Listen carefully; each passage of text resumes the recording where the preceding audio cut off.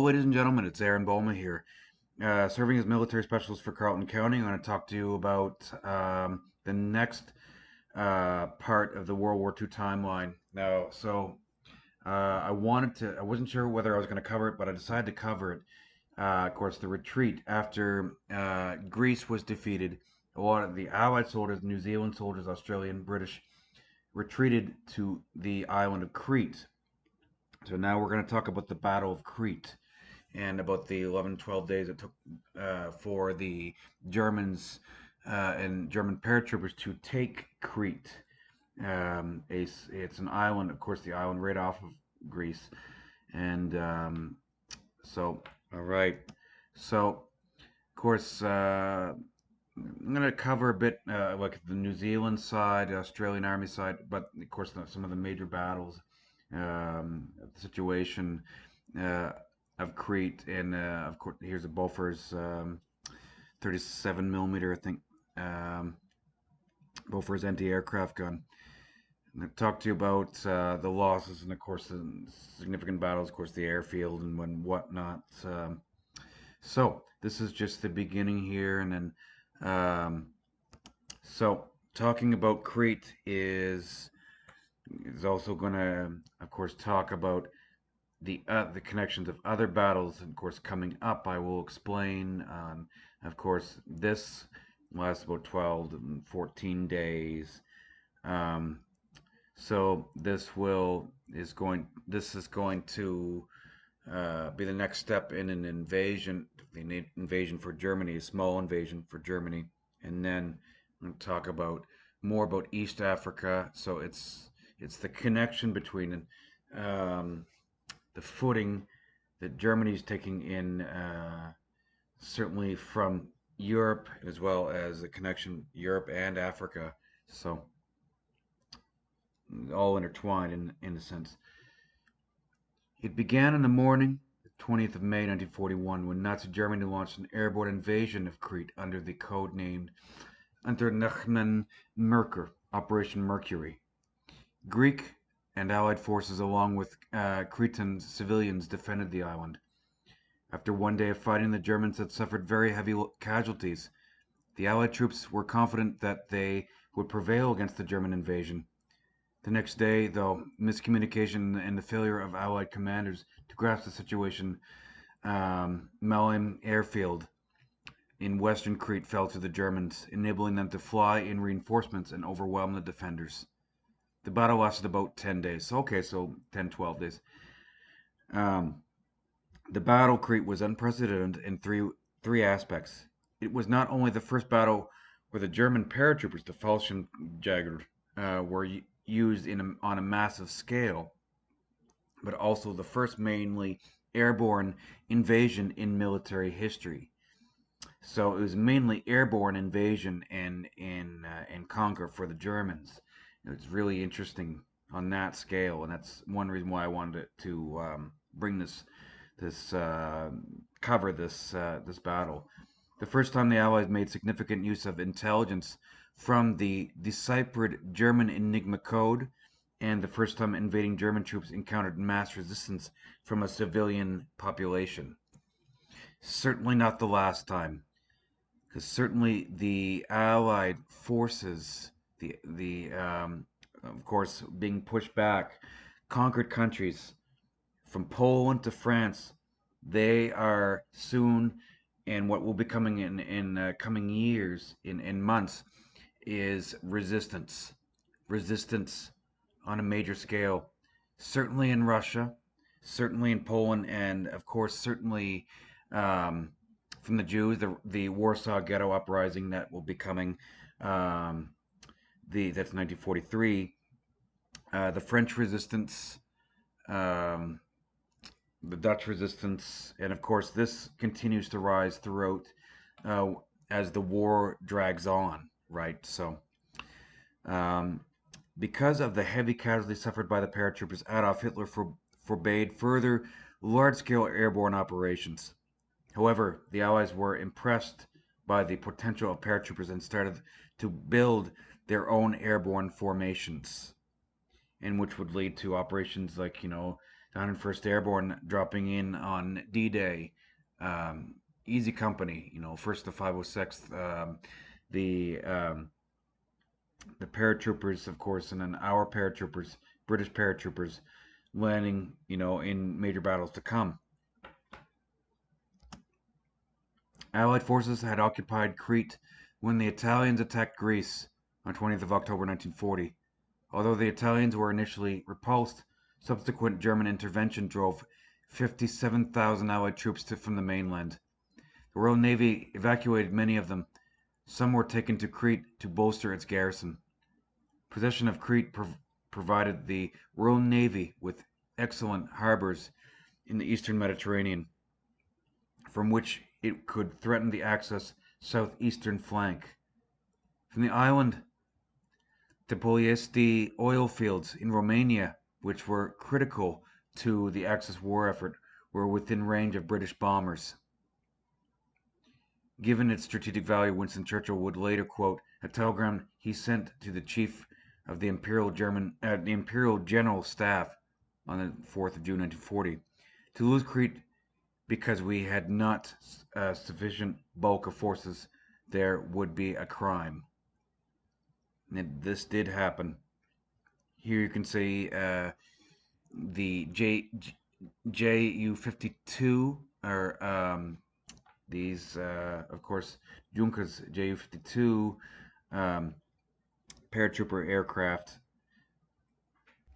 So the JU-52, of course, Lufthansa, and Lufthansa used it as in the German, of course, the Germans used it as it was a great transport plane. But then, of course, for the war, it was converted to a paratrooper aircraft. Um, it proved an extremely reliable transport aircraft, and of course, this experience contributed to its adoption by the Luftwaffe as a standard aircraft model. Of course, 1938, the 7th Air Division and 5 air transport groups, they were equipped with 250 of these aircraft. There's over 4,000 of them built. Of course, it's slightly armed, but with a top speed of only 265 kilometers an hour, half that of a contemporary Hurricane, so it was vulnerable. But it had 3 engines. The Ju-52 was very vulnerable to fighter attack, and it, of course, with an escort, it was always necessary in certainly in a combat zone. It was always necessary. Many of course, Ju-52s were shot down by anti-aircraft guns and fighters while transporting supplies, most notably during the desperate attempt to resupply the trapped German 6th Army during the final stages of the Battle of Stalingrad, and that was in the winter of 42 and 43.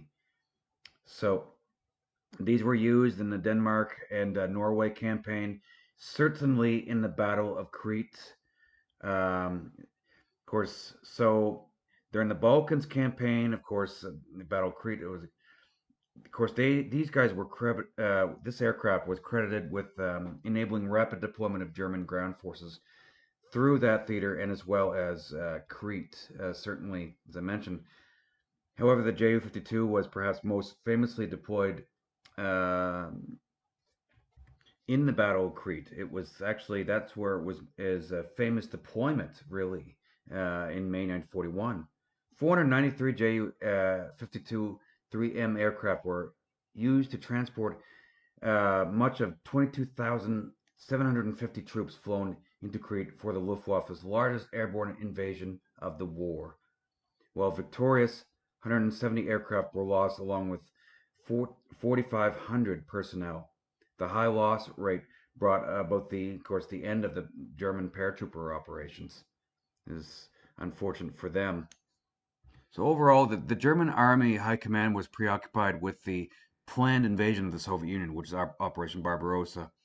So they were really against involvement. However, senior Luftwaffe commanders were enthusiastic about the idea of seizing Crete by daring airborne attack, which they were successful with. The desire to regain prestige after their defeat by the Royal Air Force over Great Britain in 1940 may have played a role in their thinking, especially before the advent of the much more important and army-controlled theater and invasion of Russia. Hitler was won over by the audacious proposal, although the directive stated that the operation was to be in May. The secondary priority of the attack was underlined. Crete was under no circumstances to be allowed to interfere with the upcoming campaign against the Soviet Union. In advance of the land battle, the Germans launched frequent bombing raids against the island in order to establish air superiority. This air campaign eventually succeeded in its objective, forcing the Royal Air Force to move its planes into Alexandria, Egypt. At the outset of the land battle, the Allies had the advantage of naval supremacy and defending with relative numerical superiority, while the Germans had air superiority, more highly trained troops, and the momentum of an unbroken run of victories.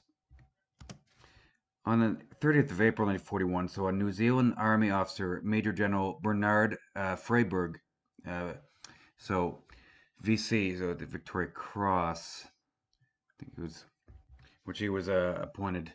And of course, that's one of his, of course, top achievements. Of course, was appointed. Of course, he was appointed commander of the Allied forces on Crete. By May, the Greek forces consisted of approximately 9,000 troops, 3 battalions of the 5th Division of the Hellenic Army, which had been left behind when the rest of the unit had been transferred to the mainland to oppose the German invasion. The Cretan Gendarmerie, a battalion-sized force, the Heracloin Garrison Battalion, a defense battalion made up mostly of transport and logistic personnel, and remnants of the 12th and the 20th Hellenic Army divisions, which had also escaped from the Greek mainland to Crete and were organized under British command.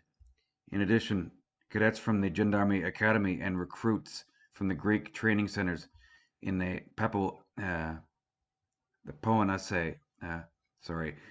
Peloponnese had been transferred to Crete to replace the trained soldiers sent to fight on the mainland. These troops were already organized into numbered recruit training regiments, and it was decided to use this existing configuration to organize the Greek troops, supplementing them with experienced men arriving from the mainland. Here's some Fossil geography here. German, these are, no. Yep, that's German paratroopers. The British Commonwealth contingent consisted of the original 14,000-man British garrison and another 25,000 British and Commonwealth troops evacuated from the mainland.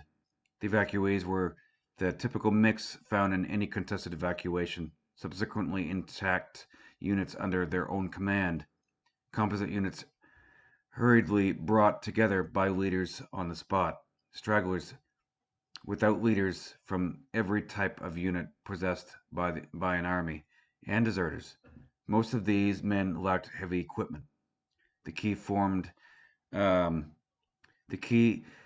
units were the New Zealand 2nd Division, in which I will cover a lot of that, less than the 6th Brigade and Division headquarters, the Australian 19th Brigade Group, and the British 14th Infantry Brigade.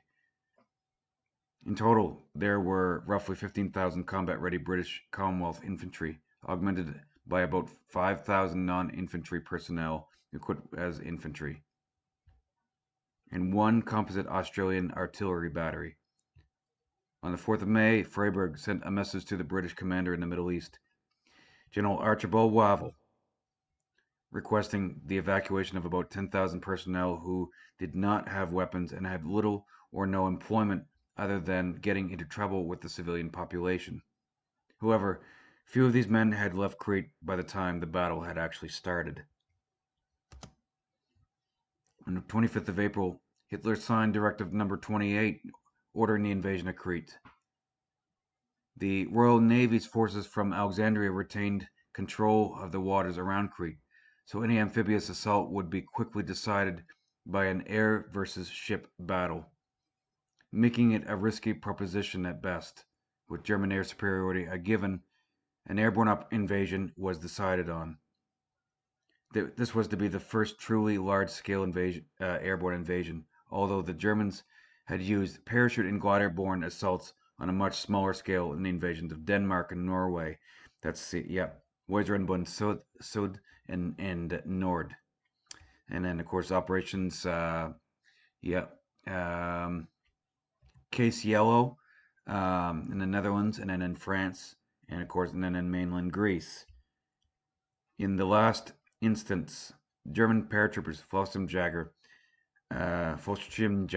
had been dispatched to capture the bridge over the Corinth Canal, which was being readied for demolition by the Royal Engineers. German engineers were landed near the bridge in gliders, while parachute infantry attacked the perimeter defense. The bridge was damaged in the fighting, which slowed the German advance and gave the Allies time to evacuate 18,000 troops to Crete and an additional 23,000 to Egypt, albeit with the loss of most of their heavy equipment.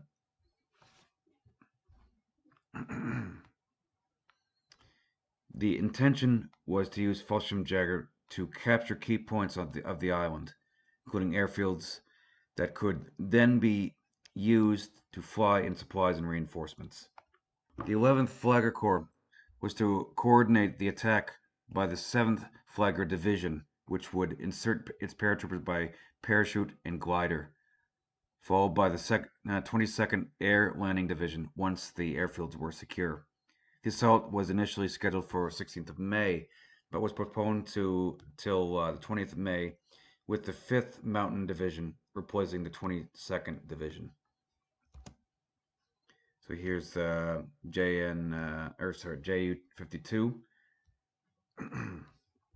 JU-52 is also, they call it, nicknamed Aunt Jew or Iron Annie, that's a nickname the Germans gave it. The Battle of Crete was one of the most dramatic battles of the Second World War. Over 12 days in May 1941, a mixed force of New Zealanders, British, Australian, and Greek troops desperately tried to fight off a huge German airborne assault.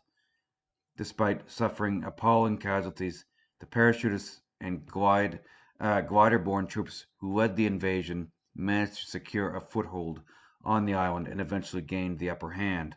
The battle ended with the evacuation to Egypt of the bulk, and that's for the bulk of the Allied force. And that's them retreating to Egypt. Crete became a German target following their rapid occupation of the Greek mainland in April of 41. German forces had surged into the Balkans, quickly defeating Yugoslavia and outflanking Greek border defenses. The 2nd New Zealand Division, part of a Commonwealth force hastily deployed to help the Greeks, was soon in the thick of the action.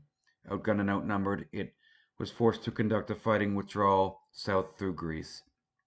During the last week of April, more than 50,000 Allied troops were evacuated from the mainland, including most of the 2nd New Zealand Division.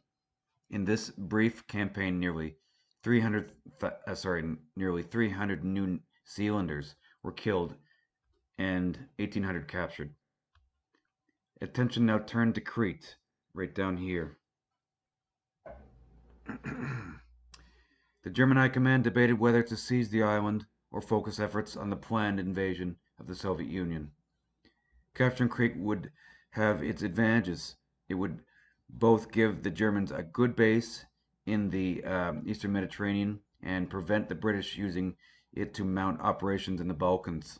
A seaborne invasion ran the risk of disruption by British naval forces. But the Germans also call on highly trained airborne forces. They could also do that, and they did.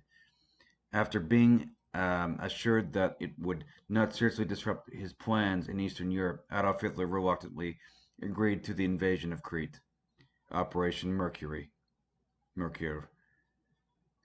April 41, New Zealand forces saw their first action of the Second World War in Greece. Stationed at first in the mountainous area in the north, they withdrew under heavy German attack to Mount Olympus, and from there to Thermopylae, the Thermopylae Pass. Survivors of the baptism of fire were evacuated from Kalamata in the south, and many of them to Crete. So, most of the Allied troops evacuated from Greece were of course, sent to Crete. But by the end of April, there were more than 42,000 British, Commonwealth, and Greek soldiers on the island. Amazing. This force included the bulk of the New Zealand division, 7,700 men. One brigade had gone directly to Egypt, and it was expected that those on Crete would quickly follow. But faced with shipping shortages and the threat of German attack, the British decided to use the men already on the island for its defense. And here's some of the crew here. On the 30th of April, command of Crete Force, the designation of the Allied troops on the island, was entrusted to Major General Bernard Freiburg, who led the 2nd New Zealand Expeditionary Force, 2 NZEF. He faced a daunting task. During the withdrawal from Greece, the British had been forced to abandon their heavy equipment and transport. Most soldiers arrived on Crete with little more than their personal weapons. Ammunition and stores were in short supply, and a lack of tools saw troops digging defensive positions with steel helmets. Heavy weapons, tanks, and artillery were few and far between. Allied support was also scarce as the Royal Air Force was preoccupied elsewhere in the Mediterranean. Geography also made the job of defending Crete tough. The key points on the island were the airfields at Malaim, Vertimo, and Heraklion, and the port at Suda Bay. All were located on the northern coast and faced German-occupied Greece at its nearest point, little more than 100 kilometers away. The loss of any of these positions would make the defense of the island virtually impossible, given the Germans' ability to quickly deliver men and supplies from bases on the mainland. Yet the British were unwilling to destroy them.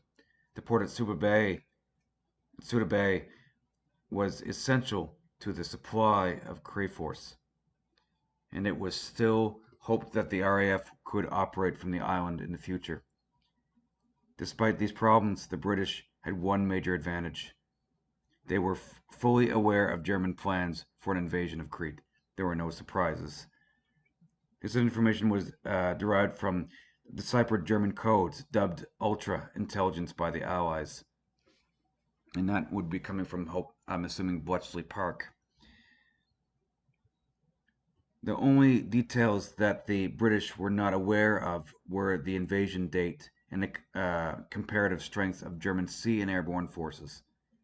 Armed with this knowledge, British Prime Minister Winston Churchill was convinced that the defenders of Crete stood a good chance of repelling the invasion and achieving a morale-boosting victory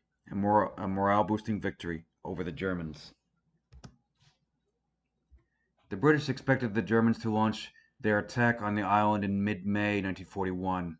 The Germans planned to begin the invasion on the 15th, but supply problems in Greece delayed the assault by a week.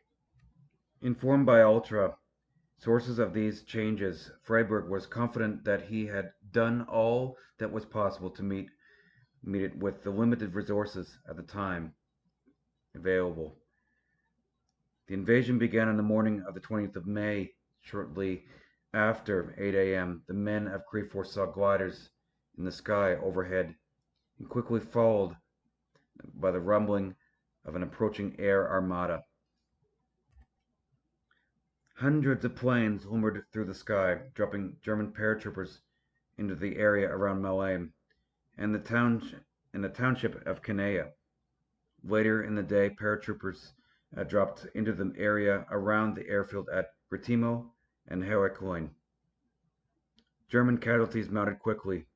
Many paratroopers died before they could reach the ground. Others were mowed down after landing as they struggled to release themselves from their parachutes. Despite heavy losses, enough troops landed safely to secure tenuous footholds west of Melheim, an area mistakenly left unguarded by Freiburg, and in the prison valley southwest of Canea. By the end of the day, the German forces around Melheim, Retimo, and Heracloin had failed to secure any of their objectives. Their commanders in Athens feared the operation was a failure, and the prospect of a humiliating defeat loomed. It was decided to throw all available resources into an attack on Melheim the next day. Securing the airfield was the key to the success of the invasion. Without it, reinforcements could not be sent in. Of course, no major German attack is without, of course, the Stuka dive bombers, and they were used in. They were bombing even days before, as I mentioned, Crete, and of course the British knew they were coming, and they were trying to get ready. So, and of course, British, Australian, and New Zealand. So the decision to concentrate on Melheim paid off for the Germans. On the morning of the 21st of May, it became clear that the New Zealand infantry battalions defending the airfield and the key high ground overlooking it had withdrawn. This crucial mistake effectively sealed the fate of Crayforce. Although the airfield was still under artillery fire, the Germans wasted no time flying in reinforcements, which tipped the balance of the battle in their favor. Fresh troops, reinforcements, and the dominance of the Luftwaffe above Crete left the defenders facing impossible odds. After 6 days of hard fighting, Freiburg received the order to evacuate his weary forces. Parts of Crayforce pulled back to Sefkea on the south coast, and from here, about 10,500 troops left the island in 4 nights. The separate evacuation at Heracloin rescued a further 6,000 soldiers, although a number of these men were killed by air attacks on their ships during the return journey to Egypt. The soldiers left behind, around 6,500, formally surrendered to the Germans on the 1st of June. The majority would spend the rest of the war in prisoner of war camps, initially in Italy and later in Germany and Poland. Others took to the hills. Some later escaped to Egypt by submarine or fishing boat. With the help of Cretan civilians, a handful of men eluded capture on the island for years and took part in resistance fighting. More than 1,700 British, Commonwealth, and Greek soldiers were killed, and 15,000 captured during the battle for Crete. There were 671 New Zealanders among the dead, and 2,180 Kiwi prisoners of war. More than 6,000 Germans were killed or wounded. The Luftwaffe had lost more than 350 aircraft. Amazing.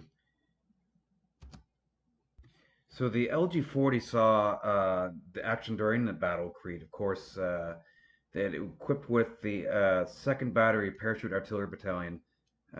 It saw widespread use by the German paratrooper units, both Luftwaffe and Waffen-SS, for the rest of the war. Certainly, it's used by mountain infantry, and of course, it is velocity about 8 rounds per minute. It's a recoilless rifle, basically. So its shells are 75 times 130 millimeters and a high explosive. So it's 75 millimeter caliber. Elevation, it can traverse 360 degrees, 60 above and down. So that's what that is. It's a recoilless rifle on a tripod. 450 built and produced roughly from 1941 to 1944.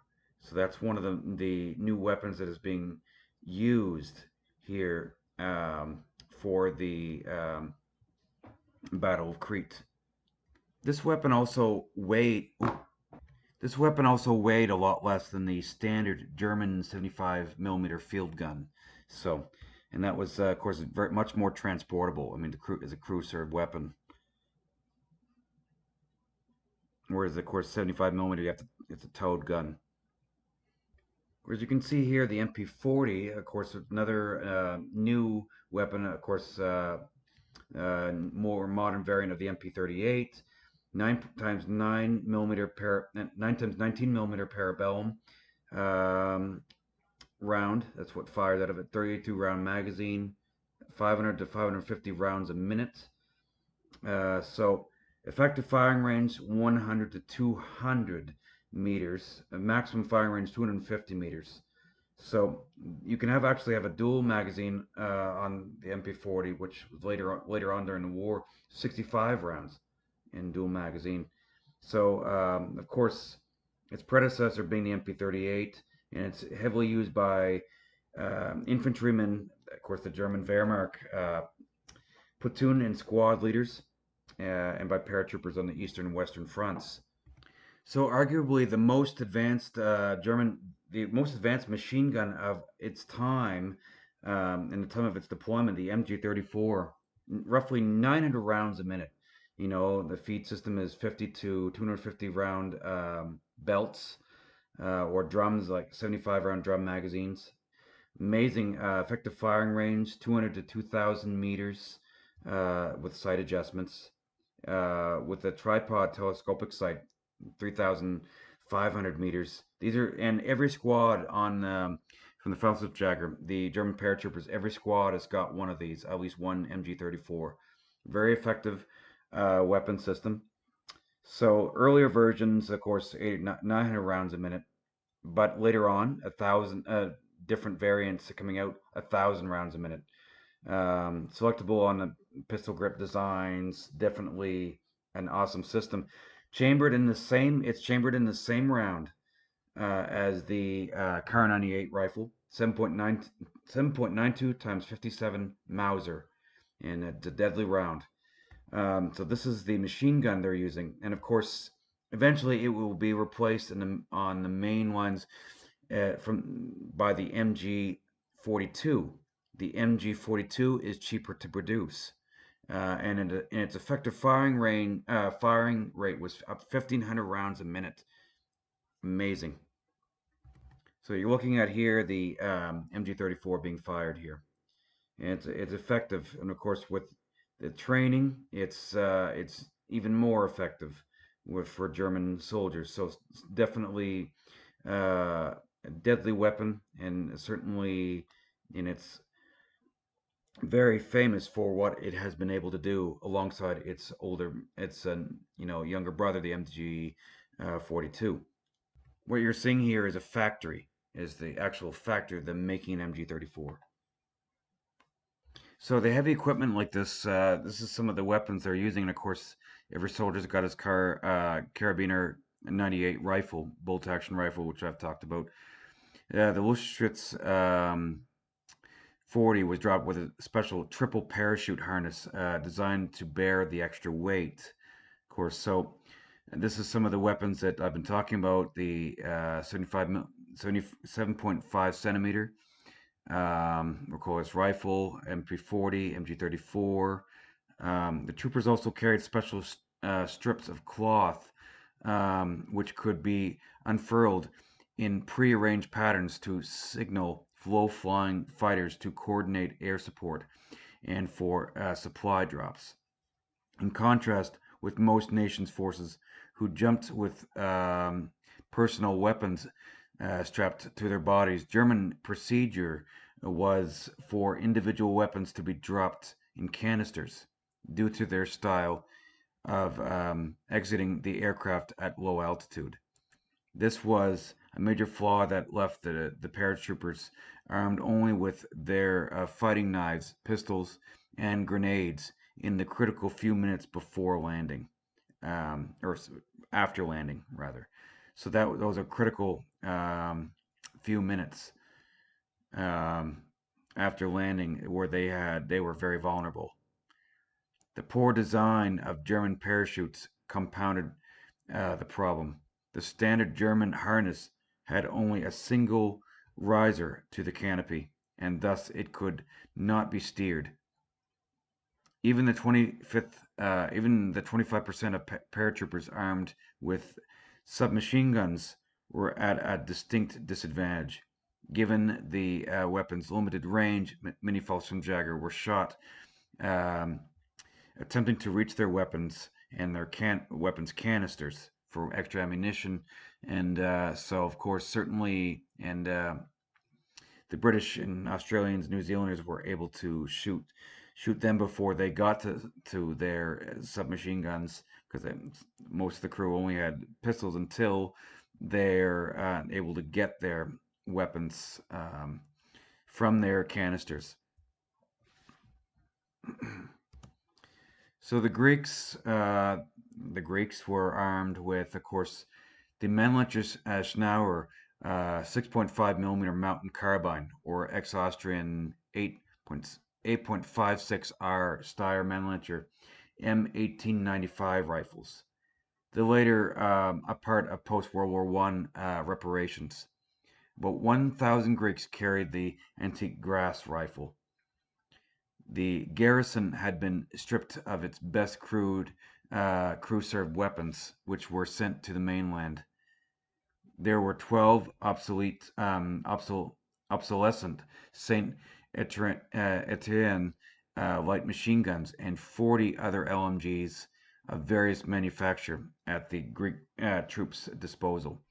Many of the Greek soldiers had less than 30 rounds of ammunition, but could not be resupplied by the British, who had no stocks in the correct calibers. They had no stock.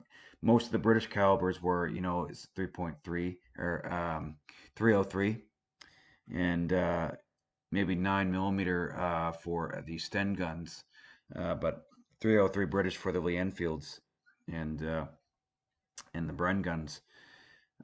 This affected their placement in the battle. Those with insufficient ammunition were posted to the island's eastern sector, where the Germans were not expected in force.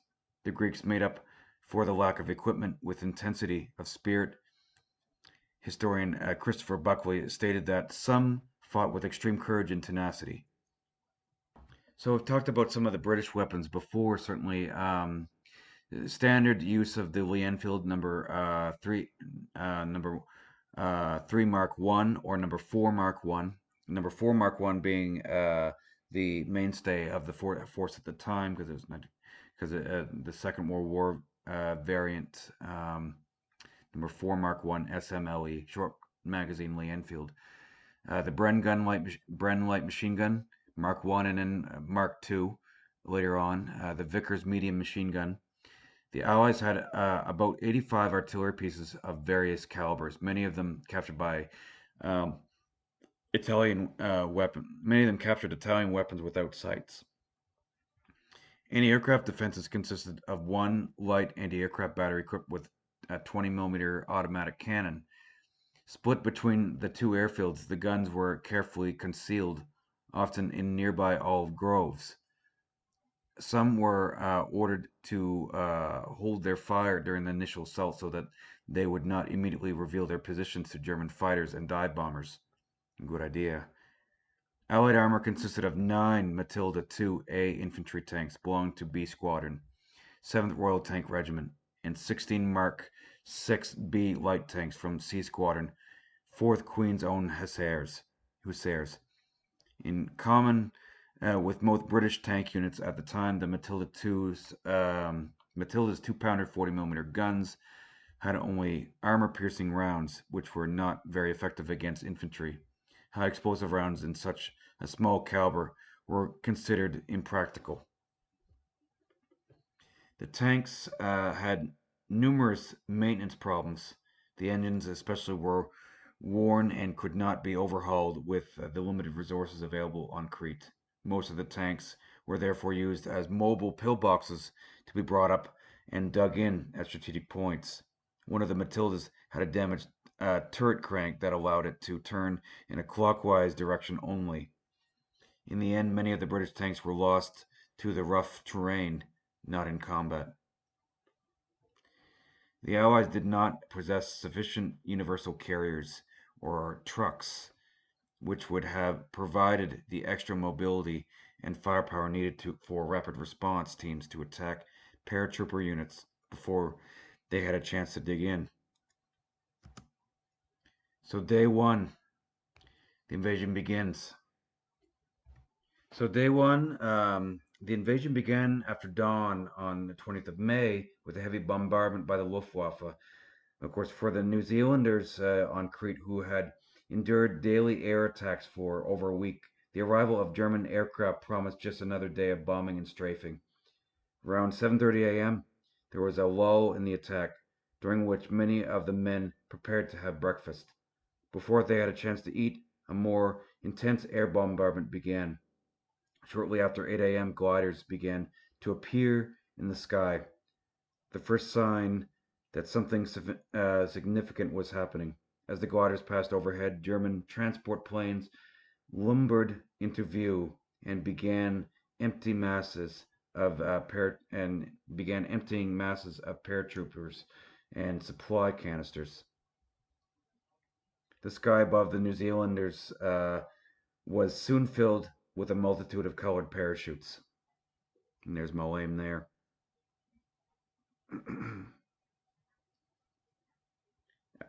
For those on the ground, were stunned by the spectacle above them. After a brief moment of hesitation, the defenders grabbed their weapons and began firing on the figures floating down towards them. Rifles and machine guns took a terrible toll. Here we have more of the Folsom Jagger preparing for for drop, and here they are dropping. So many paratroopers died before they reached the ground, while others were hit as they struggled to remove their cumbersome parachute harnesses. Cretans too became involved in the battle. Local villagers, armed with shotguns, axes, and spades, attacked paratroopers who landed near their homes. The Cretan population would later suffer terrible reprisals from the German occupation force for these actions. Initial fighting was confined to the areas around Malame, Canea, Galatis. About 50 gliders came down around Malame, mainly around along the dry Travanitas riverbed. Paratroopers were also dropped to the west, south, and east of the Malame airfield, with orders to seize control of the airfield and high ground overlooking it. Those who landed to the south and east came down amongst New Zealand units and were cut to pieces. In one parachute battalion, 2/3 of the men were killed. It was a different story west of the airfield. Most of the gliders had managed to land safely in the area that could not be observed by defenders on the higher ground. A subsequent number of paratroopers had also dropped in and around the Travanitas riverbed, an area Freiburg had left undefended. These troops wasted little time in reorganizing themselves and were soon threatening the airfield. Defending the key positions at Malame was 22nd Battalion, under the command of First World War Victoria Cross winner Lieutenant Colonel Leslie Andrew. The battalion occupied positions along the western edges of the airfield, as well the substantial hill known as Point 107, and that was, of course, overlooking it. By the afternoon, the situation was serious enough for Andrew to seek additional support from 23rd Battalion located to his east. The request was turned down by Brigadier James Hargest, commander of 5th New Zealand Brigade, who mistakenly believed 23rd Battalion was tied up dealing with enemy paratroopers in its area. In desperation, Andrew decided to use his meager reserve, 2 tanks and an infantry platoon to drive the Germans back from the edge of the airfield. But the counterattack petered out when the tanks broke down. Unable to contact his forward companies and fearing that the rest of the battalion would be cut off, Andrew decided to pull back from point 107 to a nearby ridge. Hurst agreed to the withdrawal, famously replying, "If you must, you must," before ordering 2 companies forward to reinforce the 22nd Battalion. One of these companies briefly reoccupied point 107 before falling back, while the other failed to make contact in the dark and also withdraw. Andrew pulled his battalion back to link up with 21st Battalion in the east, leaving behind 2 forward companies fighting on the western edge of the airfield. Both companies managed to extricate themselves when they found that the rest of the battalion had withdrawn. So the Goatis-Canea area, and this is some really, from the New Zealand's page, this is what they have written about it, and this is coming from the New Zealand perspective. So in the Goatis-Canea area, the German attack began with a glider assault. Glider-borne troops landed near Canea, but were unable to achieve their main objectives, the capture of Canea and Suda, and were forced to surrender a few days later. German casualties during this operation were appalling, as many of the gliders were shot down or wrecked on landing. Among those killed was General William Sussman, commander of the 7th Air Division. The moment we left the plains, we were met with extremely heavy small arms fire, they say. From my aircraft, we suffered particularly heavy casualties, and only 3 men reached the ground unhurt. The survivors rallied to a position near the prison, where we became organized, collected equipment, and formed up for an attack up the hill to the north towards Goatis. As Karl Neuhoff, 2nd Battalion, 3rd Parachute Regiment, Falstaff-Jagger. So the main concentration of German landings in this sector occurred in an area known as Prison Valley, south of Goatis. The 2 battalions of paratroopers dropped astride the Caneo road, managed to establish a foothold around Agaya prison complex. Their presence threatened communications with the 5th Brigade in the east, and it became obvious that a strong counterattack was needed. So these are the main. This is Malame here, and that's so this is 5th Brigade, and that's their deployment there, and that's the New Zealanders' deployment there. Here's a picture of Malame airfield here. And just here is German commanders here. So German glider infantry companies here and here. German attacks here, here, and here. And of course, New Zealand infantry companies and anti-aircraft guns. So here, here, here, and here. And anti-aircraft guns 20 millimeter are here. And the Germans are attacking along these points here. And that is Malame airfield. And of course, on the Germans, of course, attacking here. And that's Hill 107, which I just talked about. And these are the glider landing zones in here, and they're being pulled by a Ju-52 aircraft. So the responsibility of the defense of the Goatis area lay with the 10th New Zealand Brigade, led by Colonel Howland Kippenberger. The brigade comprised the 6th and 8th Greek regiments,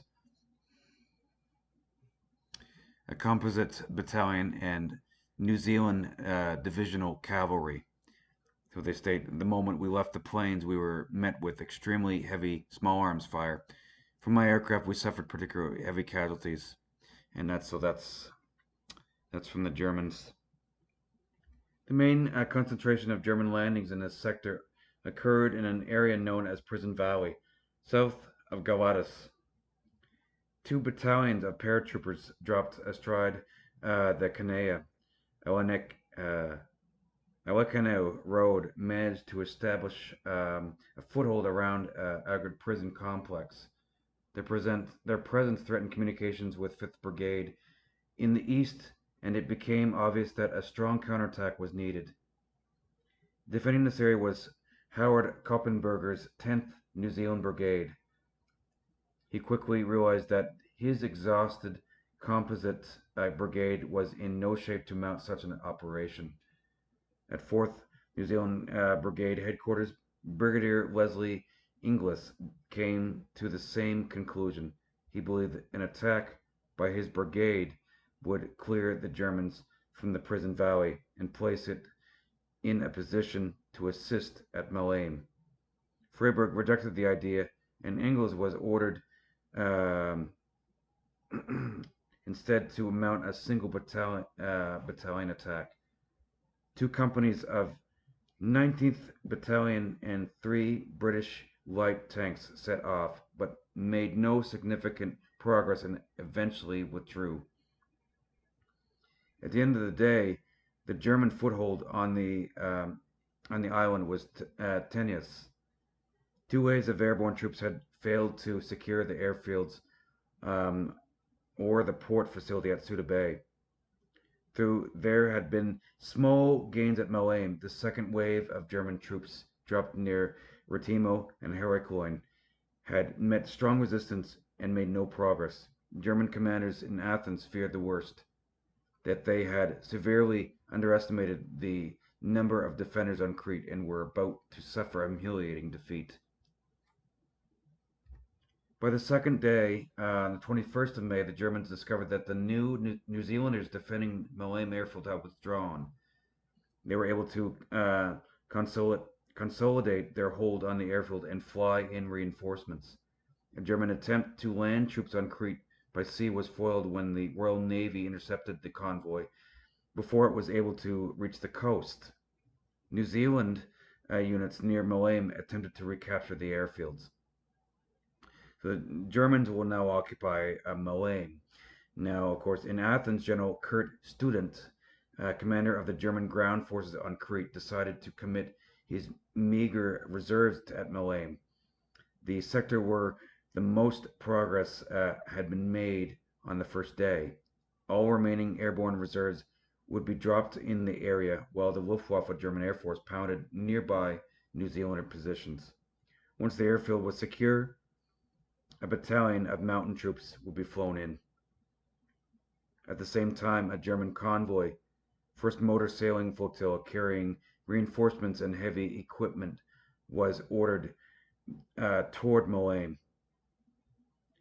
Slowed by strong headwinds, the convoy was intercepted by a force of British cruisers and destroyers on the 29th kilometer and 29 kilometers north of Kanea. Many of the small troop transports were sunk. The heavy losses prompted the Germans to recall a second invasion flotilla to Greece. So here it is on the second day. The situation changed dramatically overnight. As dawn broke, the Germans discovered that that the New Zealanders had withdrawn from the airfield and the vital heights of Point 107. They wasted no time in taking advantage of this. With the airfield still under artillery fire, the first transport planes began lumbering in that afternoon, carrying much-needed reinforcements, a battalion of mountain troops. The airfield was soon littered with wrecked and damaged aircraft, but enough troops were landed to tip the balance of the battle. So, of course, the Freiburg had to plan a counterattack. So Freiburg realized that if the airfield was not recaptured, Crete force was doomed. A conference of senior New Zealand and Australian commanders decided to launch a counterattack on the airfield at that night, despite the need for an aggressive response, concerns about a possible sea invasion hampered the operation. Only two battalions, 20th and 28th Maori, were assigned to the task, and they were instructed not to move until 20th Battalion had been relieved by an Australian unit. The New Zealanders also faced the prospect of advancing 6 kilometers from the start line to the airfield across rough terrain at night in order to avoid air attacks. So that's on day 2. The footage here is impressive. Jagger, heavily trained, now had the upper hand, and New Zealand troops in Freiburg, and British and Australian troops had limited supplies overall and a limited ability to push them back. But the Royal Navy was a real asset that they certainly needed.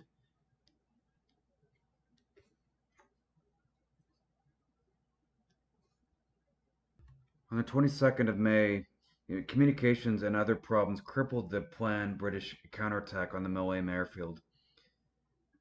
The Germans consolidated their position by flying in more troops and supplies.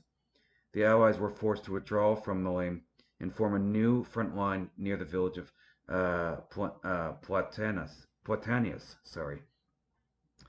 So the New Zealanders launched a counterattack. The counterattack went wrong from the beginning, though. The Australian battalion relieving the 20th Battalion was held up by the German bombing. This delayed the launch of the operation by 4 hours, a fatal setback, giving the need for the airfield to be in New Zealand hands before daylight, exposing the troops to attack from the air. When the attack finally began, the New Zealanders pressed forward with great determination. And here's some of the Germans here. And as they're saying, the fierce fighting broke out as the troops ran into pockets of German defenders. With little time to organize set-piece attacks, these positions were rushed using improvised frontal charges. For his part in these actions, platoon commander 2nd Lieutenant Charles Upham would later be awarded the Victoria Cross. By dawn, elements of the 20th Battalion had reached the eastern edge of the airfield, but were unable to move further because of heavy air attacks.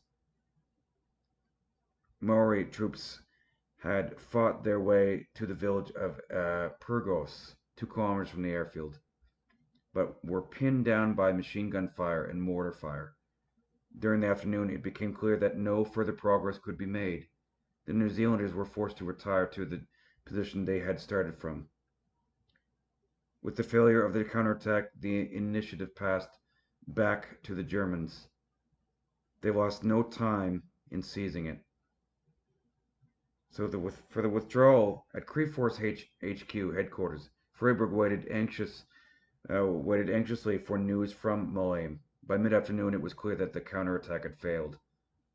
The Germans were now free to use the airfield to pour in reinforcements, and that's what they did. So here are the New Zealand soldiers advancing across exposed ground during the failed counterattack against German positions. That's from New Zealand archives. So as these fresh troops arrived, the 5th Brigade's position became increasingly vulnerable. German units pushing along the southern flank of the New Zealand positions threatened to link up with those concentrated in the Prison Valley. If this were to happen, 5th Brigade would be cut off from the rest of the Crete Force. Realizing the potential disaster, Brigadier Edward Puttock, commander of the 2nd New Zealand Division, telephoned Freiburg to urge that the 5th Brigade be withdrawn. Freiburg agreed, and the New Zealanders pulled back to a new defensive line near Platanias, 6 kilometers east of Milheim. By day 4, on the 23rd of May, the bulk of the New Zealand forces around Milheim airfield retreated to a new defensive line at Platanias. This position was soon threatened by fresh German forces moving in from the south, and the New Zealanders were forced back toward Goatis. So the new defensive line, but by mid-morning, the 23rd, the majority of 5th New Zealand Brigade had reached the new defensive line near Potanius. The Germans made several probing raids against 28th Maori battalion units holding the bridge into the village.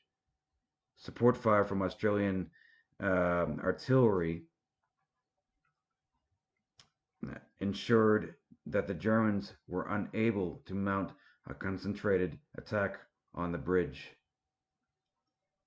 But as the day wore on, it became apparent that they were attempting to outflank the New Zealanders from the south. Once again, 5th Brigade was in danger of being cut off. The decision was made to pull the brigade back to a position east of Goatis. Alarmingly, the two major German forces, Group West moving east from Malame and Prison Valley, and Group Center advancing west from the vicinity of Kanea, were now only hours away from joining up. Once this occurred, they would be in a position to launch an assault on Goatis. Of course, there were supply problems. By the 23rd of May, supply shortages were becoming a serious problem for Crete force. And here are more of the Germans pushing up. Troops in the Suda Bay, Retimo, and Helicaean sectors only had food rations for another 10 to 14 days, and this calculation was based on men receiving two-thirds rations.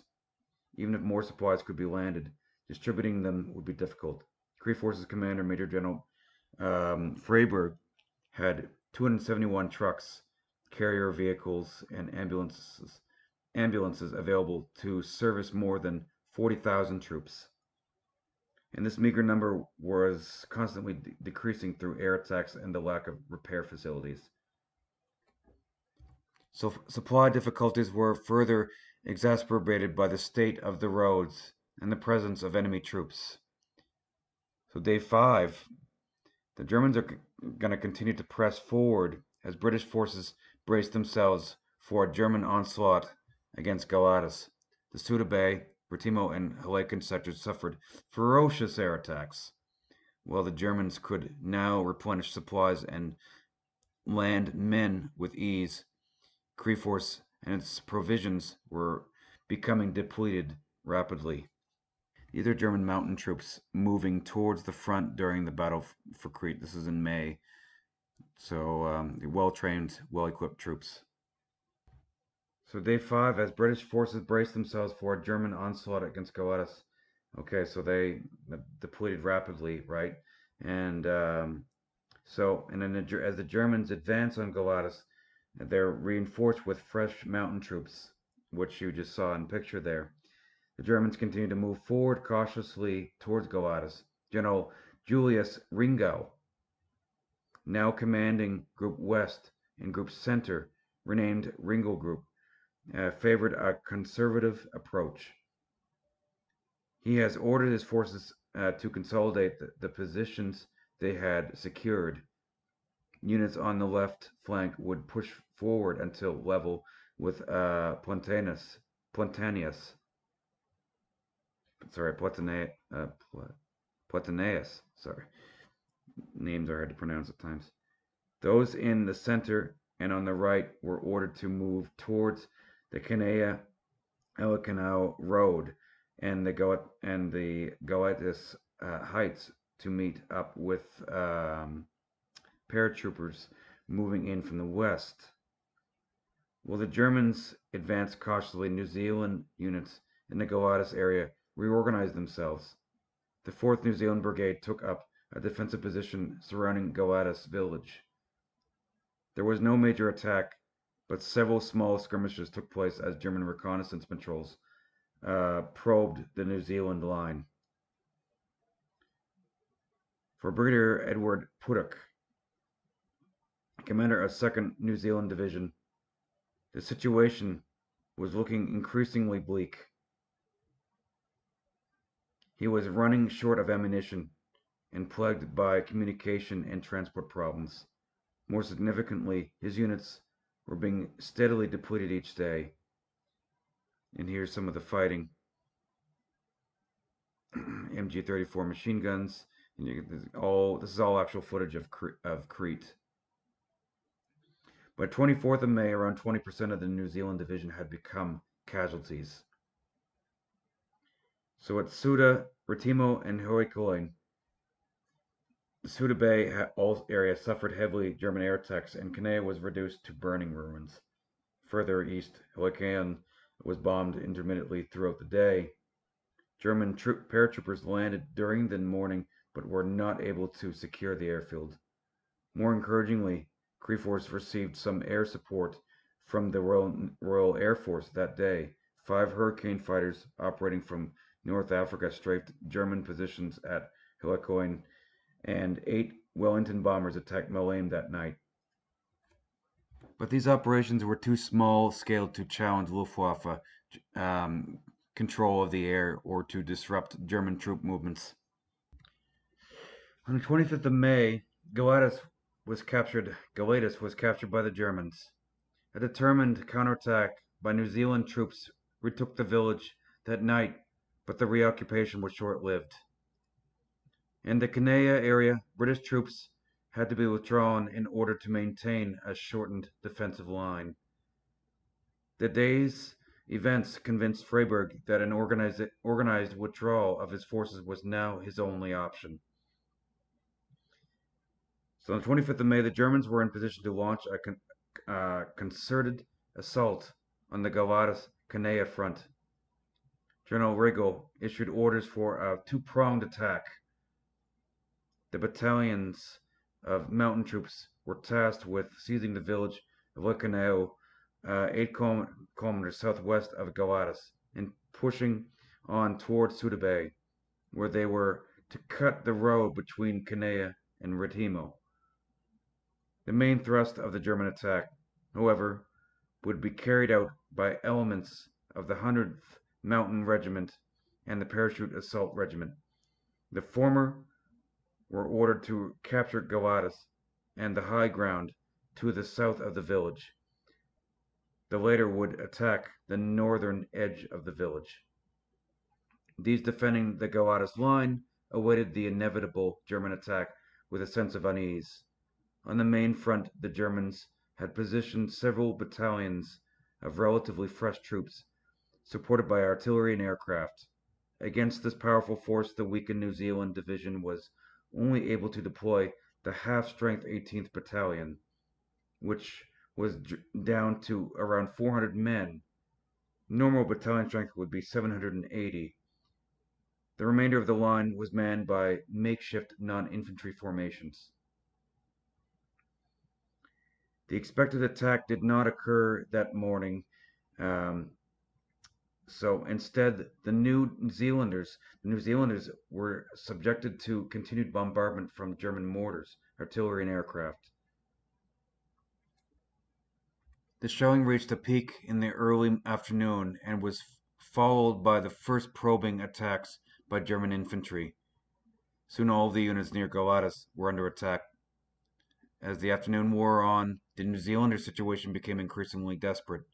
Platoons and companies held on as long as they could, but the weight of German numbers forced them back. So here's a picture of German paratroopers, Jagger moving cautiously over an embankment during the Battle of Crete here. These are actual pictures from New Zealand government site.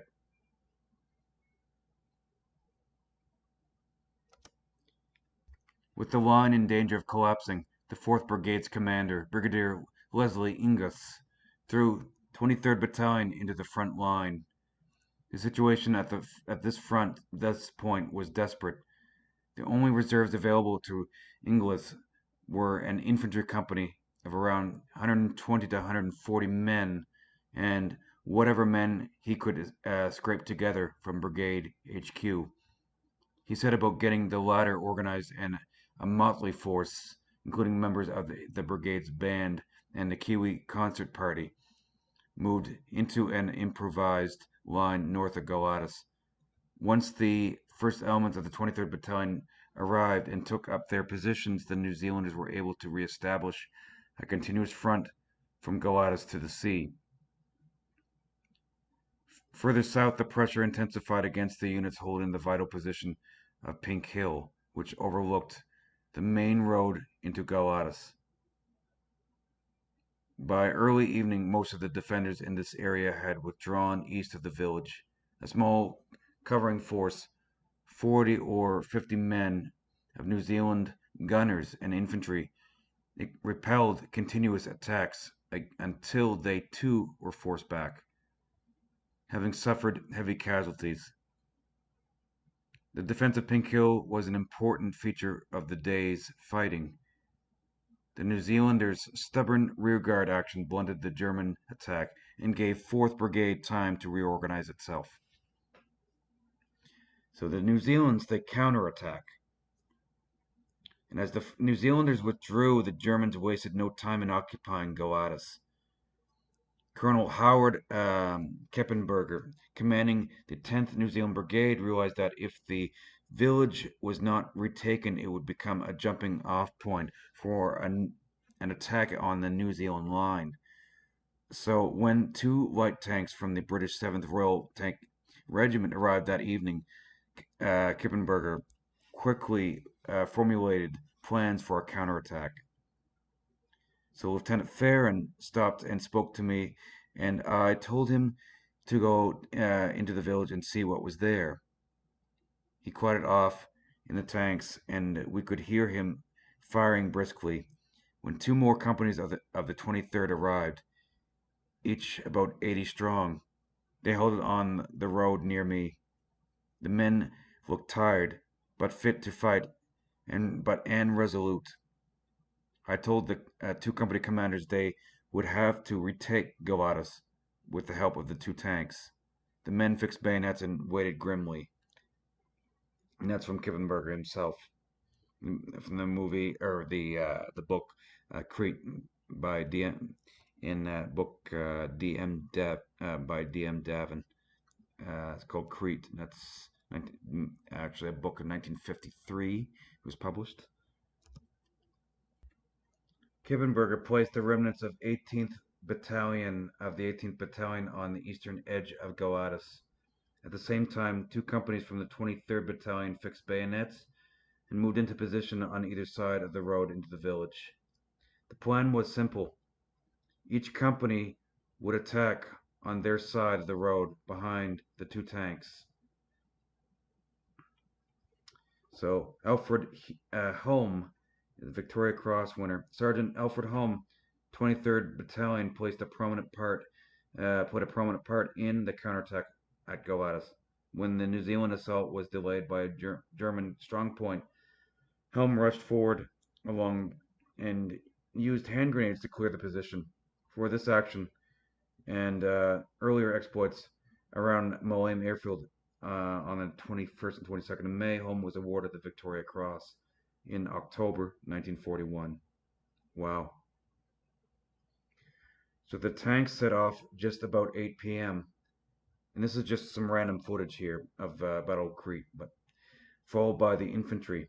They were soon under fire from all sides.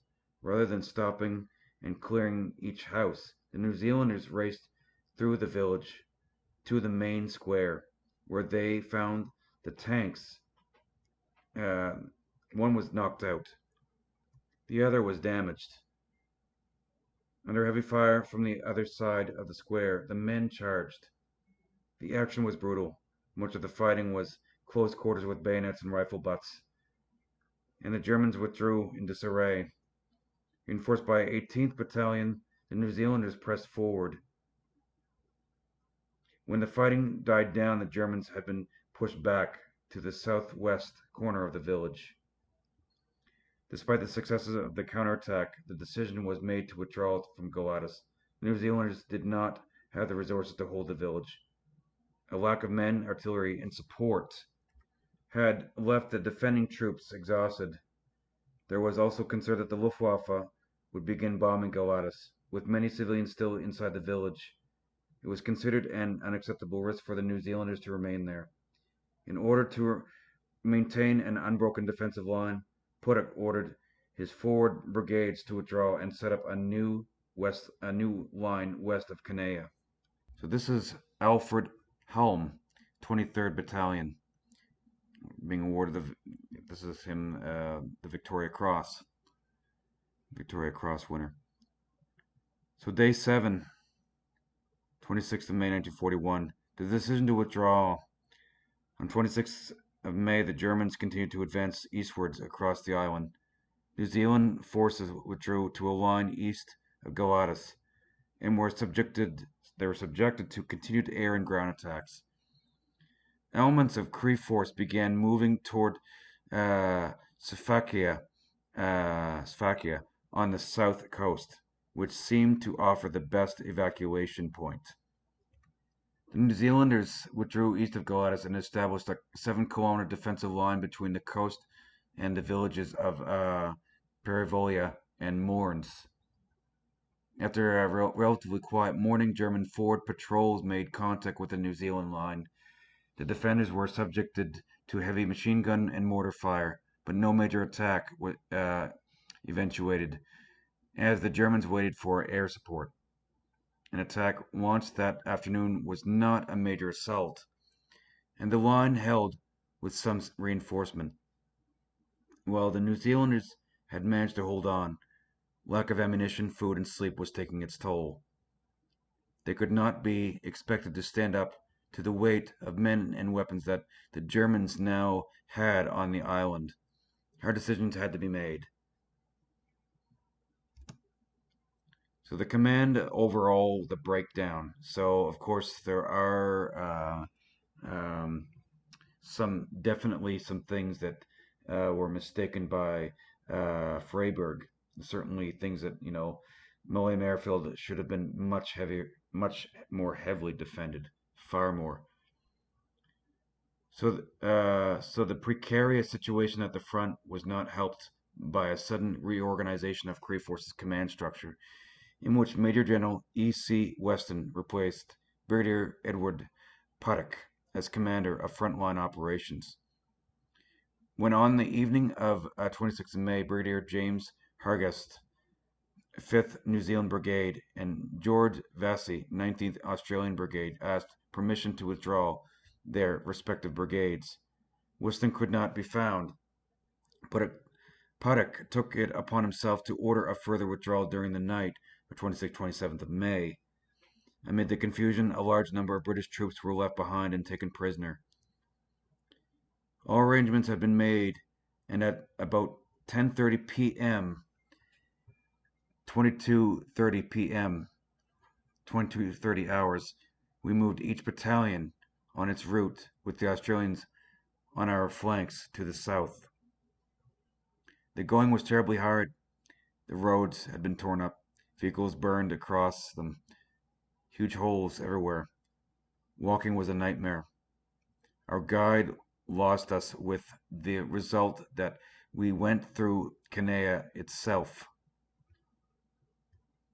transformed from a pleasant little town to a smoldering dust heap, with fires burning, but otherwise dead. By now Freiburg was convinced that Crete was lost. A lack of reinforcements and supplies, exhausted troops, and constant enemy air attacks made the defense of the island impossible. That morning, he contacted British Middle East Command in Egypt, urging an immediate decision on evacuation to save at least part of his command. Authorities in London were not prepared to accept defeat, and British Prime Minister Winston Churchill ordered General Archibald Wavell, Commander-in-Chief of the Middle East Command, to throw in more reinforcements. Day 8, so that's 27th of May 1941. Withdrawal to Sfakia begins. Poor communications hindered the withdrawal of the main force to Sfakia on the south coast. Rotimo remained cut off from supplies and evacuation routes. The garrison in Herculoin was also isolated, and a naval evacuation was planned. Here are some New Zealand or British troops surrendering to Folsom Jagger. So the Battle of the 42nd Street. A new line was established at the 42nd Street, a dusty 2 kilometer lane running north from the village of Tzar, Skolaria to the main Suda Kanea Road. It had been named for the 42nd Field Company, Royal Engineers, which was builded nearby before the invasion. The line was held by soldiers from the 5th Brigade and the 19th Brigade. Both units were exhausted after nearly a week of almost constant fighting and movement. After preparing defensive positions and eating whatever rations they had brought with them, most of the men took the opportunity to rest and catch up on sleep. We redistributed the available ammunition and managed to get some washing done, as by this time our clothes were literally sticking to us. Yarns were being swapped. Washing was being done, and bodies were being washed when, without warning whatsoever, the enemy opened up with Spandu fire from about 300 yards. That's from Lieutenant K.C. Cockrell, 19th Battalion, and that's from the book Crete. When the first enemy troops appeared, the Anzac defenders launched an impromptu counterattack, taking their cue from nearby Australian New Zealand soldiers led by 28th Maori Battalion, fixed bayonets and charged forward.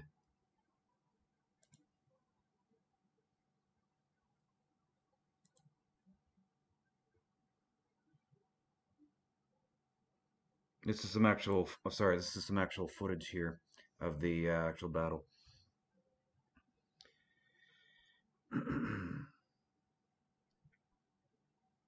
Surprised by the ferocity of the onslaught, the Germans buckled and pulled back. After stalling the German advance, both brigades began retreating towards Stalos, about 13 kilometers to the southeast, that night. With not enough trucks to transport all the wounded men, the most seriously wounded had to be left behind. By midnight, the bulk of both brigades had successfully extracted themselves from 42nd Street. There's a Ju-52 crash landing. So the chaotic withdrawal. Behind 42nd Street, the remainder of the 2nd New Zealand Division was already beginning the long trek to the evacuation beaches at Sofkea. The initial stages of the withdrawal were chaotic as units tried to locate each other.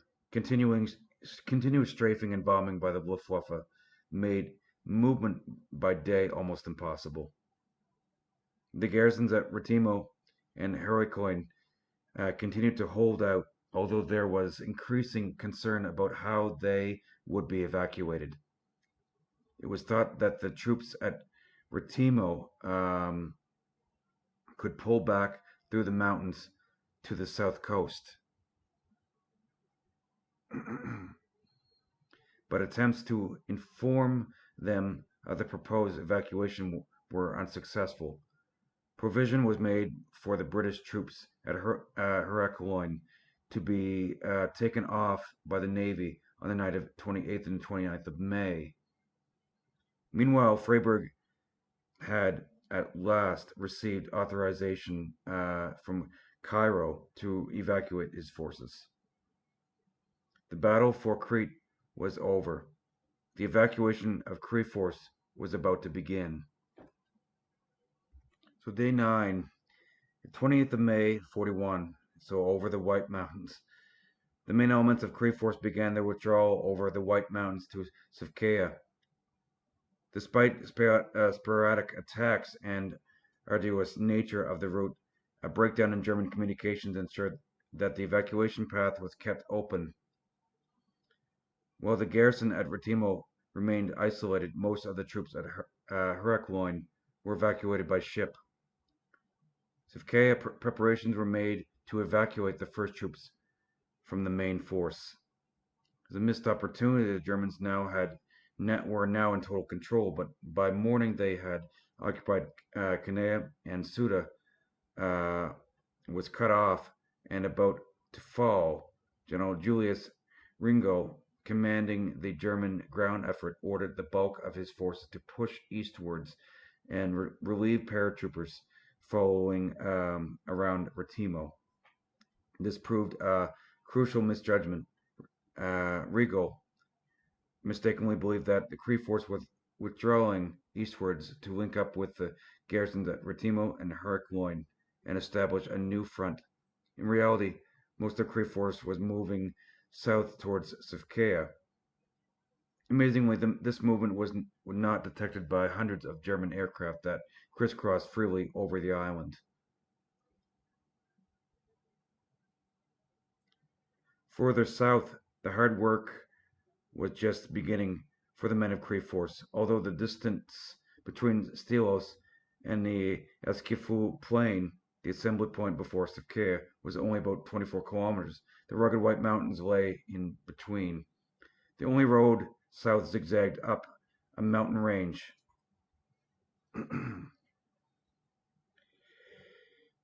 To a height of around 1,000 meters at the summit of the pass. For troops who had been fighting and moving constantly for 9 days, this was a formidable obstacle. And this is it here, as you can see here. Yeah, the White Mountains. The road to Sivkaya was soon filled with retreating men. A few trucks ground their way up the steep inclines until they broke down or out of petrol and were pushed over the banks. Those who slogged away on foot soon rid themselves of extra weight, leaving the route littered with discarded equipment. A lack of water and inadequate food took its toll as soldiers collapsed at the side of the road. During the day, most sought shelter under olive trees and amongst rocks on the surrounding hills. We didn't have much sleep. I remember one night, my mate and me, the only thing we had to keep us warm was a stiff bit of canvas from a jeep, and it was too stiff to bend. It had these celluloid windows in it, but anything like that was used to keep you warm. There were a lot of shot up trucks with dead bodies in them. It was hot during the day, and a couple of times, particularly where people had been burnt and the trucks had burnt. The smell was horrible. Despite the difficult conditions, most units, especially the infantry battalions, maintained an impressive discipline and organization during the crossing. On the night of 27-28th, the 4th New Zealand Brigade and the remnants of the composite battalion made their way over the pass and set up defensive positions on the Eskifu plain to meet the danger of an airborne attack. The next night, 5th Brigade made the crossing. Despite having been in action continuously since the invasion began, these men somehow fought the enemy to keep going. Led admirably by Brigadier Hargest, they reached the Eskifu plain on the morning of 29th of May. So the Navy arrives. The Royal Navy arrives, and the formal evacuation orders were issued by Cree Force HQ. The 5th Brigade and 19th Brigade would move through 4th Brigade's positions on the Eskifu plain and down to the beach at Sivkaya. Fighting troops would be taken first, with the wounded and these who had fought the longest having priority. Only organized groups traveling from the assembly area by a specified route would be embarked. On the beach, preparations were made to embark the first men. 4 destroyers arrived that evening, bringing much needed rations. Over the next few hours, about 1,000 men were loaded onto the ships. At 3 a.m., the destroyers sailed for Egypt. In appreciation of the huge effort made by the Royal Navy during the evacuations from Greece and Crete, the New Zealand Division held a collection once it returned to Egypt. The €820 raised, equivalent to New Zealand 69,000 in 2011, was presented to Admiral Sir Andrew Cunningham during a ceremony in 1941. Private Dennis Sampson, seen above handling the check to Admiral Cunningham, was one of New Zealand's division's representatives at the ceremony. Then they had to make a bit of a ceremony to present it all. They decided that they'd have one rank from each different unit of the division. I was the private representing the medical corps. We went on board the HMS Piob, uh, where the ceremony took place. There was Admiral Sir Andrew Cunningham and General Freiburg, and the brigadiers from our show, plus the captain of the ship, plus troops from the ship's company that weren't on duty, and they all formed up, stood around. I gave my speech, which was broadcast through the whole ship. Cunningham duly replied. I handed over the check, and that was that. Private Dennis Sampson, 5th Field Ambulance. And that was interviewed, that was coming from him as a veteran survivor by Megan Hutchings, 1st November, year 2000. So the 29th of May, as the remnants of Crete force retreated across Crete's Escafou plain, the first ships left Sofia for Egypt. The Germans finally entered Retimo, forcing most of its Australian defenders to retreat, at least to surrender. The garrison at Herculaneum was evacuated by sea, but their convoy suffered heavy losses from German attacks. Definitely German air attacks. So, of course, Major General Weston is meeting with his subordinates to discuss the evacuation plan. And the assumption was that the evacuation would be completed on the 30th of May. During the afternoon of 23rd Battalion, defending the northern entrance of the Escafou Plain, came into contact with leading elements of the pursuing German force. Short on rations and water, the New Zealanders held off several attacks before pulling back to join the remainder of the 5th Brigade near Comachadze. They were closely followed by German troops. Retimo and Herculaneum. By evening, advancing elements of the German force had entered Retimo. The outflank of the Australian defenders was bleak, fast running out of food and ammunition. They remained unaware of the plan to evacuate to the south. When the garrison surrendered next day, most of the Australian battalion, doing 11th Battalion, or to an 2nd and 11th Battalion, dispersed into the surrounding hills. Further east, an evacuation was successfully carried out at Herculaneum during the night. A force of 2 cruisers and 6 destroyers sailed from Egypt and managed to embark around 4,000 troops. And that's, of course, the evacuation plan through here, as I've explained earlier. German aircraft inflicted serious damage. So, and of course, delayed by damaged ship, the convoy came under air attack and on the return voyage to Alexandria.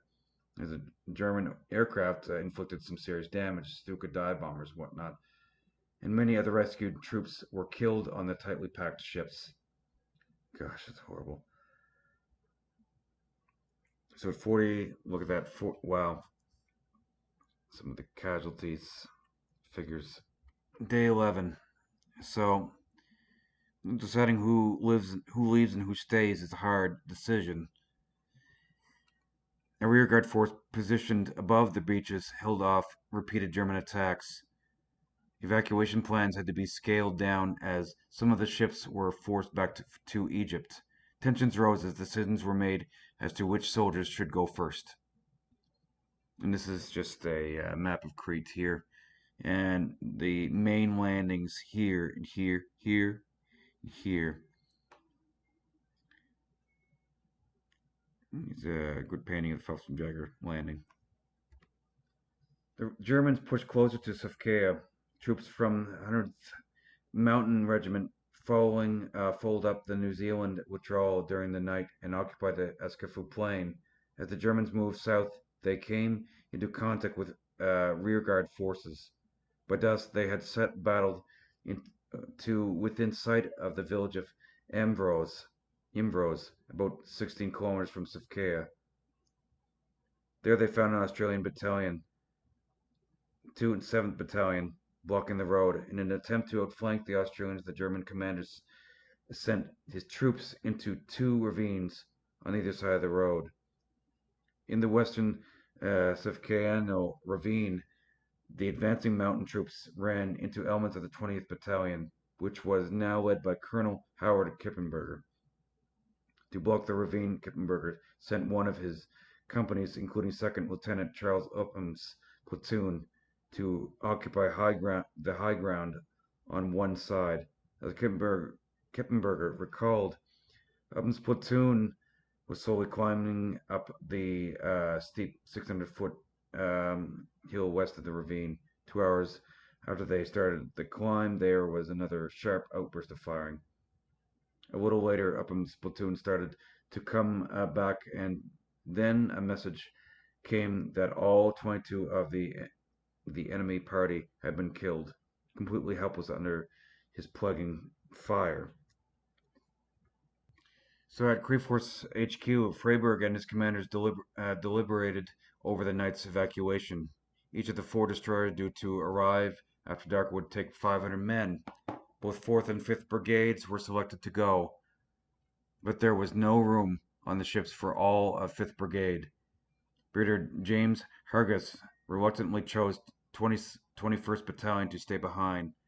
Another New Zealand unit, the 18th Battalion, was ordered to form a perimeter around the beach to make sure that the evacuation was orderly. Later that day, news arrived from Alexandria that the evacuation was to be scaled back. Only 250 men were to be taken on each destroyer because the ships would be exposed to air attacks next day, and the risk of casualties on crowded vessels was too great. The reduction in numbers meant that 5th Brigade would be staying another night. More bad news was to come. Only 2 destroyers arrived to continue the evacuation.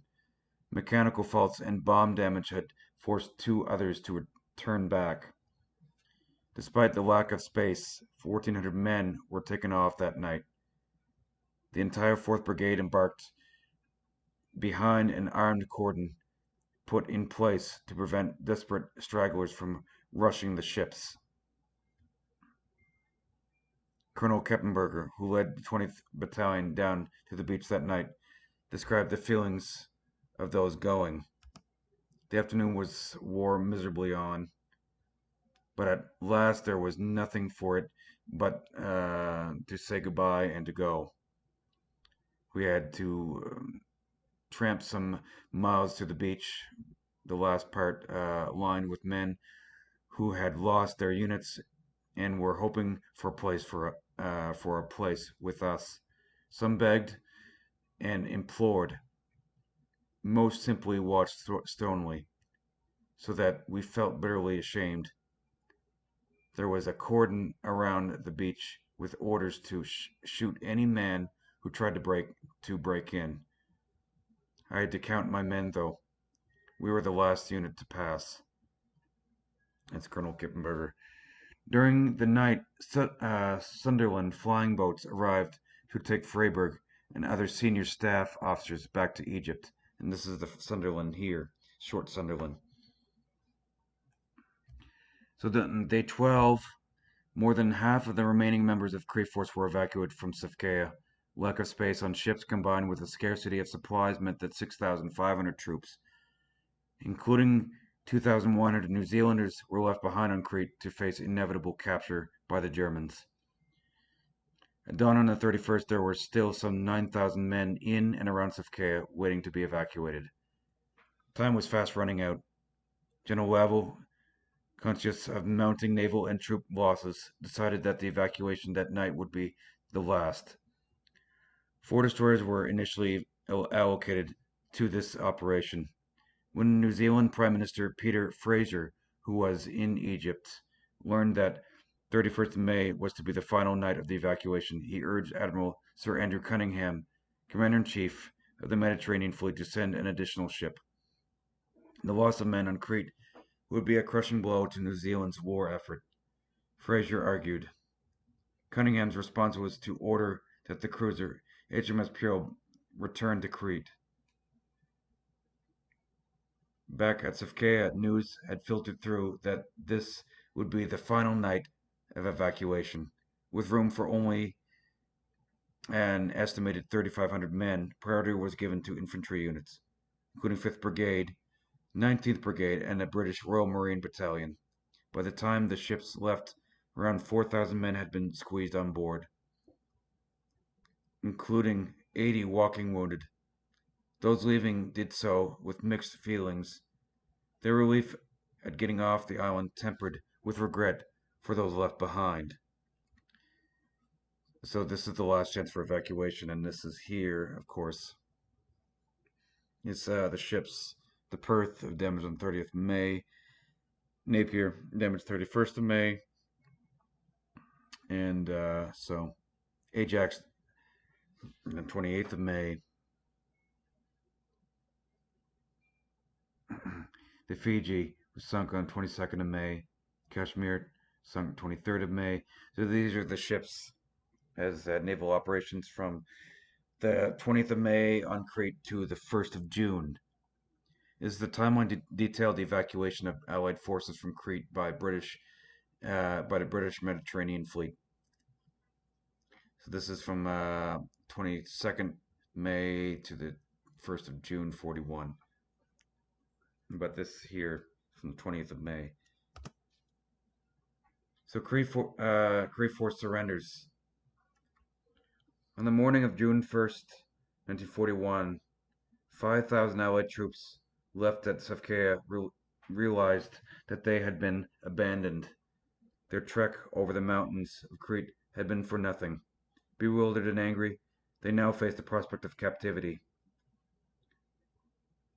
Coming from divisional signalsmen, we reached some caves in Safkea and hid in these caves. Then one of the officers told us to pile up our weapons and wait for the Germans. We were aghast and cursed all and sundry. Then the Germans arrived and started marching us back over the mountains. There was no food or drinks, water, and the Germans robbed us of watches and rings on the march to the POW camp. It was a bloody shambles. Signalman Peter Cosgrave. During the morning of June 1st, the exhausted remnants of the Crete force formally surrendered to the Germans and began the pressing march back across the mountains, with the others captured elsewhere on the island. 6,500 Commonwealth troops went into the bag. Among them were 2,100 New Zealanders, the largest number of New Zealand prisoners of war taken in a single battle during the Second World War. So prisoners of war. Those captured on Crete were initially held at a transfer camp near Galetas before being transported to mainland Greece. Conditions at the overcrowded camp were poor. Food shortages, lack of medical supplies, and primitive sanitation added to the depression of the POWs. Private Colin Byrne, 18th Battalion, described how the lack of basic facilities at the Galetas camp contributed to an outbreak of disease amongst prisoners. The conditions in the camp were shocking. It was dusty and dirty, and there was only sandy ground with a few tufts of grass. The toilet facilities were shocking. All they had was a trench in the ground, dug in on the outside, the edges of the camp. Out in the open, everyone had dysentery. Dug outside the camp, out in the open. Everyone had dysentery. It was nothing to see 100 all lined up along the trench, and more waiting to get there. Chaps couldn't make it. If you soiled your clothes, all you could do was go down to the beach and get in the tide. There was only one well, and the water used to get muddy in that. Reverend Colin Byrne.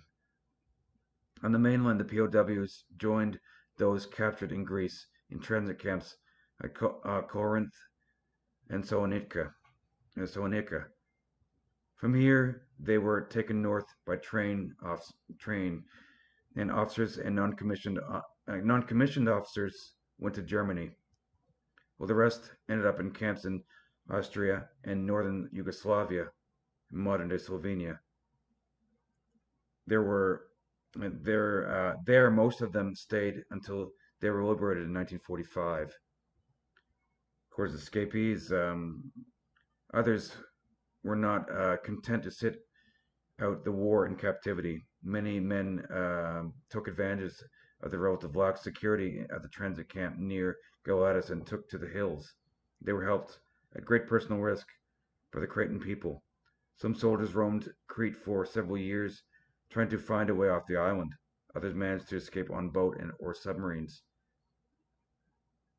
A few made it to neutral Turkey via Greece or went directly to Egypt. One of these men was Second Lieutenant Walter Sandy Thomas. Wounded and captured on Crete, he escaped from a transit camp in Greece and reached Turkey after sheltering with monks in Mount Athos. Interesting. Other escapees became involved in the guerrilla war waged by Cretan resistance groups against the German and Italian occupation force. Among them were New Zealander Staff Sergeant Tom Moore and Sergeant Dudley Perkins, escaped POWs who returned to Crete with the Special Operations Executive. Perkins, known as Vasily to Cretan partisans, went on to earn the moniker Lion of Crete for his exploits with resistance groups. He was killed in action in February 1944. Here's some of the Aussies. These guys here are surrendering. Aussies are British. Here again, one of the camps. The cost of the Battle of Crete was high for both sides. Total casualties among Commonwealth forces were 15,743, of whom 1,751 were killed or wounded or died of wounds. Of the 7,700 New Zealanders involved in the battle, 671 were killed, a fatality rate of nearly 9%, while another 2,180 were taken prisoner. In naval operations around Crete, the Royal Navy lost three cruisers and 6 destroyers, and the lives of more than 2,000 sailors. German losses were very heavy. More than 3,000 died during the battle, and a similar number were wounded. Crete would prove to be, as General Kurt Student later commented, the graveyard of the paratroopers. They were never again used in the large-scale airborne offensive.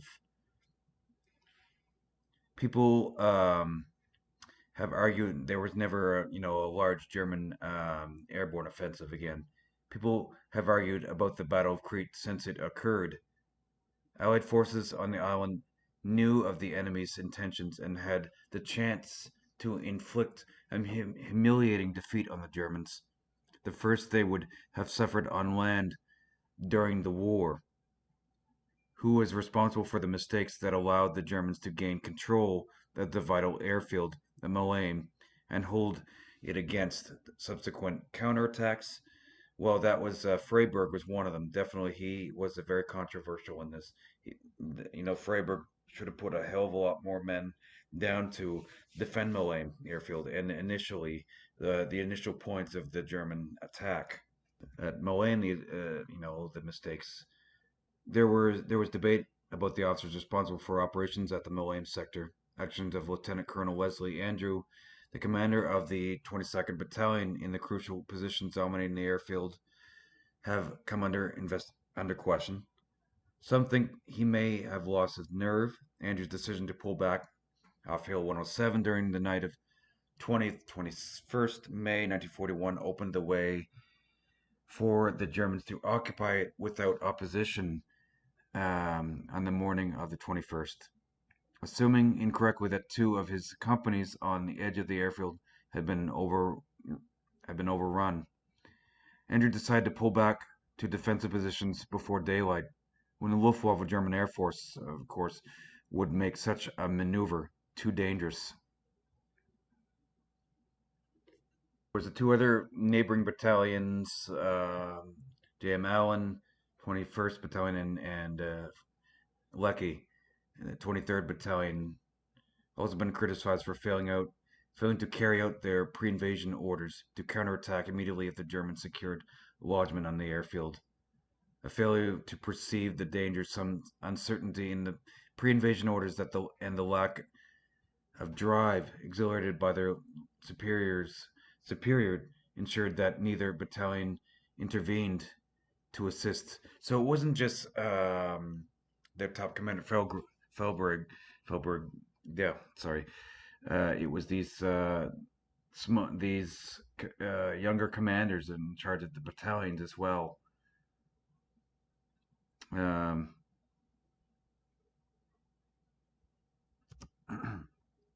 his leadership came under question, certainly. Freiburg made serious tactical errors in both his dispositions, especially leaving the area west of the Trevonitis River unguarded, and his response to the invasion. But the ultra argument was too simplistic as an explanation for the failure of the critical counterattack. Even if that attack was delayed by Freiburg, there was no certainty it would have succeeded if it had gone ahead earlier at the earlier time planned. Given that it was in two battalion strength only, and the Germans at the airfield had been reinforced by fresh troops the previous day. So I mean, Freiburg can only take part of the blame, certainly. So I mean, he was responsible. I mean, Major General Bernard Freiburg was also been subject to considerable criticism. Overall, the commander of the Allied forces in Crete, he must take responsibility for the failure. His performance was criticized at the time by several of his subordinates. Of course, for example, complained to Prime Minister Peter Fraser that Freiburg did not keep control over the conduct of operations. He had to take his senior officers into his confidence and occasionally left doubts as to his intentions. Okay, interesting. So he had failed in a number of categories. Thank you, ladies and gentlemen. Aaron Boma, military specialist for Carleton County. This is the Battle of Crete, and end this right now. Until the next presentation, thank you very much.